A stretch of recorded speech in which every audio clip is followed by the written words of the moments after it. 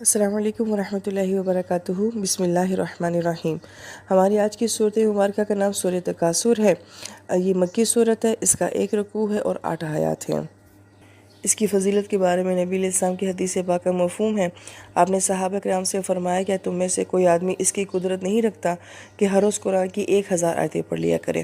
تو صحابہ کرام نے فرمایا کہ روزانہ 1000 آیتیں کون پڑھ سکتا ہے اللہ کے نبی؟ تو نبی علیہ السلام نے فرمایا کہ کیا تم الہاکم التکاثر نہیں پڑھتے؟ تو گویا سورۃ تکاثر پڑھنے سے 1000 آیات کے پڑھنے کا ثواب ملتا ہے۔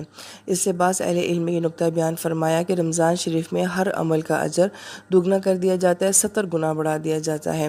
تو اگر آپ اس کو پڑھتے ہیں تو گویا کہ 70,000 آیات کے پڑھنے کا ثواب مل جاتا ہے۔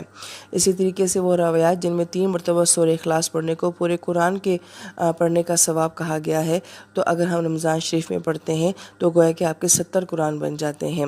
اسی طریقے سے 4 مرتبہ سورہ فاتحہ کو پڑھنے کو پورے قرآن کے ثواب کے برابر کہا گیا ہے، تو جب آپ 4 مرتبہ پڑھتے ہیں تو گویا کہ آپ کو 70 قرآن پاک پڑھنے کا ثواب مل جاتا ہے۔ اور اسی طریقے سے بعض کچھ اور آیات اور کچھ صورتوں کے بارے میں بھی بیان ملتا ہے۔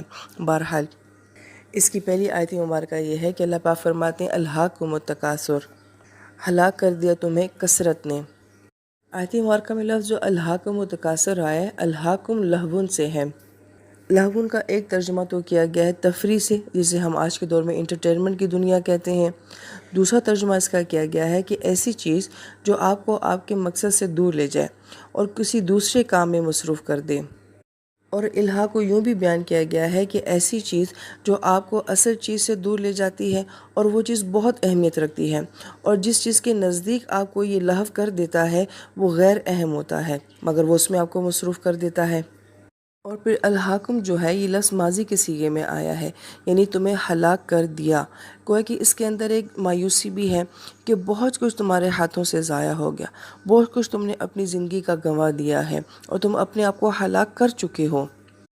پھر بعض مفسرین کرام نے الہاکم کا ترجمہ جو ہے وہ غفلت کے ساتھ بھی کیا ہے کہ تمہیں غفلت میں ڈال رکھا ہے۔ اور کس چیز سے غفلت میں ڈال رکھا ہے؟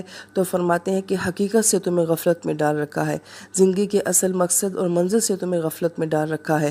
تم غافل ہو اپنے اندر جھانکنے سے، تم غافل ہو اپنے ذاتی حساب کتاب سے، تم غافل ہو اپنی سوچ کے انداز سے، تم غافل ہو اپنے اندر کے انسان سے، تم غافل ہو اپنی آخرت کی زندگی سے، اپنی موت کے قریب آنے سے۔ اور بعض اہل علم تو یہ فرماتے ہیں کہ اس کے بعد ذکر ہی نہیں کیا گیا کہ کس چیز نے انسان کو غافل کر دیا ہے، اور اس کے اندر بہت گہرائی پائی جاتی ہے، بہت وسعت پائی جاتی ہے کہ تم خود سوچو کہ تمہیں کس چیز نے غفلت میں ڈال رکھا ہے۔ اس کا مطلب ہے کہ ہر انسان کو غفلت میں ڈالنے والی ایک چیز نہیں ہوتی، ہر انسان کی زندگی کی غفلت مختلف ہوتی ہے۔ گویا ہر انسان جو ہے وہ ایک ہی ٹریک سے غافل نہیں کیا جاتا ہے، لہٰذا انسان خود یہ سوچے کہ میری زندگی کی کیا غفلت ہے، مجھے کس چیز نے غافل کر کے رکھا ہوا ہے۔ پھر آیت مبارکہ میں آتا ہے تکاثر، کہ تمہیں غفلت میں ڈال دیا ہے کثرت نے۔ کس چیز کی کثرت نے؟ تو مفسرین کرام یہ فرماتے ہیں کہ تکاثر کے اندر 4 معنی پائے جاتے ہیں۔ پہلا معنی تکاثر کا یہ ہے کثرت کا ہونا۔ مفسرین کرام یہ فرماتے ہیں کہ جس چیز نے انسان کو بہت زیادہ غفلت میں ڈال رکھا ہے وہ یہ ہے کہ انسان کے اندر یہ تمنا ہے کہ میرے پاس زیادہ سے زیادہ ہونا چاہیے۔ کسی انسان کے پاس جب ہم کوئی چیز دیکھتے ہیں تو یہ نہیں سوچتے کہ میرے پاس کیا ہے، ہماری یہ تمنا ہوتی ہے جو اس کے پاس ہے وہ میرے پاس کب ہوگی۔ یہ ہوتا ہے زیادہ کا شوق ہونا، کثرت کا شوق ہونا، اور یہ انسان کو غافل کر دینے کے لیے ایک بہت بڑا محرک ثابت ہوتا ہے۔ اسی بات کو نبی علیہ السلام نے یوں فرمایا تھا کہ اگر ایک انسان کے پاس سونے کی وادی ہو، یہاں پہ نقطہ یہ سمجھنے والا ہے کہ آپ علیہ السلام نے وادی کا ذکر کیا ہے، اور وادی جو ہوتی ہے وہ ہری بھری ہوتی ہے اور آباد ہوتی ہے۔ تو گویا کہ ایک وادی میں زمین بھی ہے، راستے بھی ہیں، پہاڑ بھی ہیں، درخت بھی ہیں، اور بہت کچھ اللہ پاک نے اس کو وہاں پہ ہریالی دی ہوئی ہے۔ یہ سب کچھ اگر سونے کا ہو جائے تو انسان کی تمنا کیا ہوتی ہے کہ اس طرح کی ایک اور وادی ہو جائے۔ پھر آپ علیہ السلام فرماتے ہیں کہ انسان کے پیٹ کو تو صرف قبر کی مٹی بھر سکتی ہے، اس کی لالچ کبھی ختم نہیں ہوتی ہے۔ تو زیادہ کا شوق ہونا، ایک گھر ہے 2 ہو جائیں، ایک گاڑی ہے 2 ہو جائیں، ایک کپڑے ہیں 2 سوٹ ہو جائیں، اس زیادہ کے شوق نے جو ہے انسان کو غافل کر دیا ہے۔ دوسرا معنی جو بتایا گیا ہے تکاثر کا، وہ تکابل سے بیان کیا گیا ہے کہ جب انسان کے اندر یہ تمنا ہوگی کہ میرے پاس زیادہ ہونا چاہیے تو اس کا دوسرا مرحلہ کیا ہوگا کہ وہ تکابل کرے گا، مقابلہ کرے گا کہ میرا اس سے زیادہ اچھا ہونا چاہیے، میرا گھر اس سے بہتر، میری گاڑی اس سے بہتر، میرا لائف سٹائل اس سے زیادہ بہتر ہونا چاہیے۔ تو اس مقابلے کی دوڑ نے، ایک دوسرے سے آگے نکلنے کی دوڑ نے انسان کو ہلاک کر کے رکھ دیا ہے۔ پھر تکاثر کا تیسرا معنی جو بیان کیا گیا ہے وہ تفاخر بیان کیا گیا ہے۔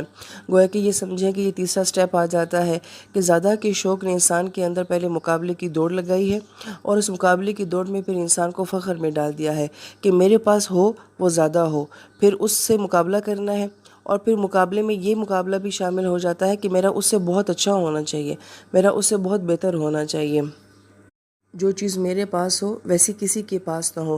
یہ ہمارے معاشرے میں جو ایک جملہ بولا جاتا ہے ہٹ کے ہونا، بڑا ڈیفرنٹ ہونا، بڑا یونیک ہونا، کہ جو میرے پاس ہے ویسا کسی کے پاس بھی نہیں ہے۔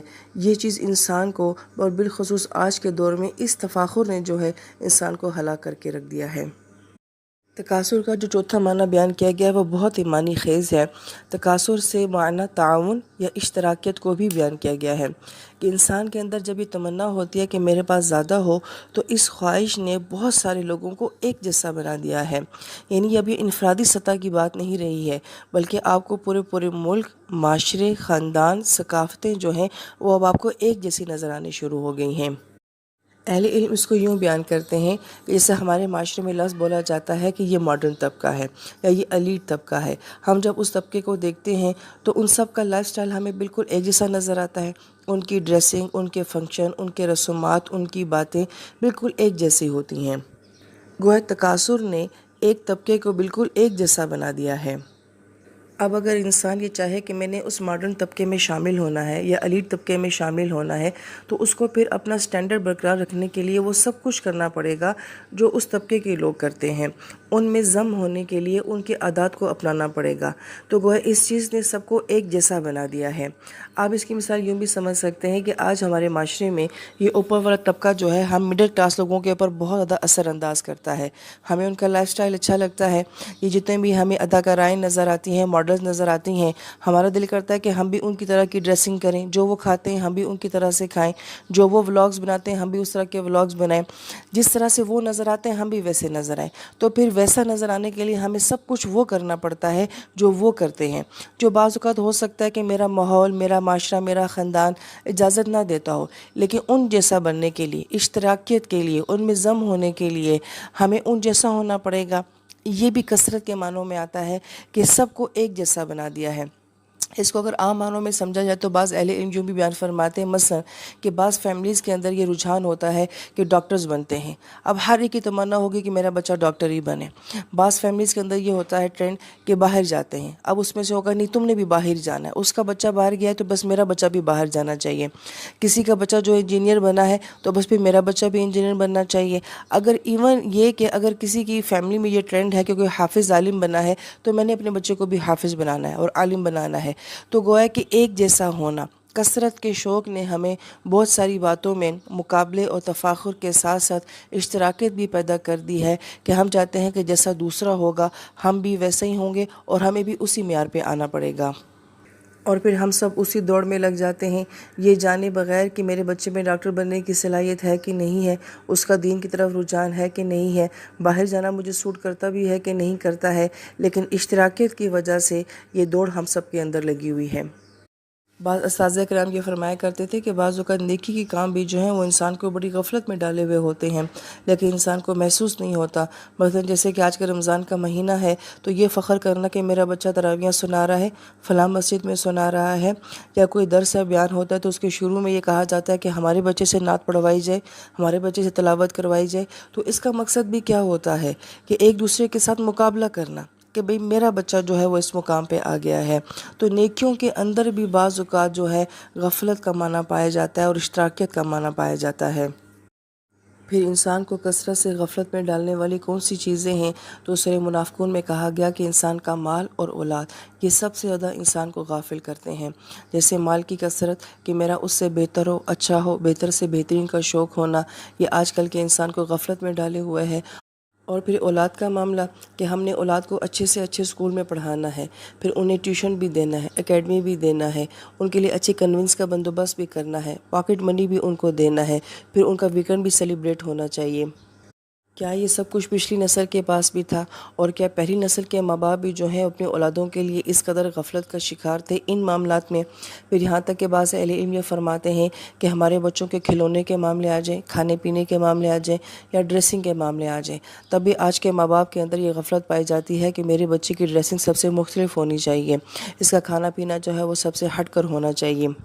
اور پھر یہ صرف ماں باپ کے اندر ہی نہیں، ہم نے اپنے بچوں کے اندر بھی یہ سوچ ڈال دی ہے کہ آپ نے اس جیسے نمبر لینے ہیں، آپ نے اس جیسا بننا ہے، آپ نے اس سے آگے نکلنا ہے، آپ نے بھی اسی پوسٹ کے اوپر پہنچنا ہے، لہٰذا یہی غفلت اور یہی تکاثر کی خواہش جو ہے ہماری اولادوں کے اندر بھی ٹرانسفر ہو رہی ہے۔ پھر اس پر مزید یہ کہ ہماری یہ تمنا ہونا کہ ہم اپنی اولاد کے لیے کم سے کم کچھ گھر، کوئی زمین، کوئی بینک بیلنس چھوڑ کر جائیں، اس چیز نے بھی آج کل کے ماں باپ کو کس قدر غفلت میں ڈال کر رکھا ہوا ہے۔ پھر مفسر کرام یہ فرماتے ہیں کہ اس صورت مبارکہ میں تو یہ بھی نہیں بیان کیا گیا کہ کس چیز نے جو ہے انسان کو کثرت میں اور غفلت میں ڈال کر رکھا ہوا ہے، اور اسی سے اس آیت مبارکہ کی وسعت کا بھی پتہ چلتا ہے، کیونکہ بہت سارے لوگ ایسے ہیں کہ جن کی زندگی کی غفلت جو ہے نہ وہ مال ہے نہ وہ اولاد ہے، ان کو کس چیز نے غفلت میں ڈال کے رکھا ہوا ہے۔ تو ہر انسان کی زندگی کا لہو، اس کی تفریح، اس کا شوق جو ہے وہ مختلف ہوتا ہے۔ آج کے دور کے حساب سے اگر دیکھ لیا جائے تو شہرت کا شوق، خوبصورت دکھنے کا شوق، موبائل کا شوق، گیم کا شوق وغیرہ وغیرہ، بہت ساری باتیں اس کے اندر ڈالی جا سکتی ہیں۔ جس طرح سے انسان کی طبیعتیں مختلف ہیں، اس کی تفریح کا مزاج بھی بہت مختلف ہے، اور اس کی غفلت کا انداز بھی بہت مختلف ہے۔ اس لیے مفسر کرام جی فرماتے ہیں کہ آیت مبارکہ میں اشغال کا لفظ نہیں لایا گیا، کیونکہ مشغولیت کا ہونا یہ مثبت کام میں بھی ہو سکتا ہے، اچھے اور خیر کے کاموں میں بھی ہو سکتا ہے۔ اس لیے یہاں پہ الہا کا لفظ لایا ہے کہ وہ کام جو انسان کو ہلاکت میں ڈال دیتے ہیں۔ اس لیے اہل علم یہ فرماتے ہیں کہ تفریح جو ہے وہ اسلام میں بالکل جائز ہے۔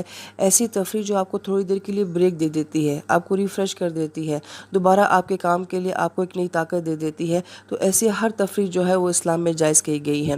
سورہ لقمان میں ہم باقاعدہ اس موضوع کے اوپر تفسیر دیکھتے ہیں کہ کون کون سی تفریحات ہیں جن کو پسند کیا گیا ہے انسان کے لیے، مگر یہ تفریح نہیں ہے، یہ لغو ہے، یہ وہ چیز ہے جو انسان کو غفلت میں ڈال دینے والی ہوتی ہے۔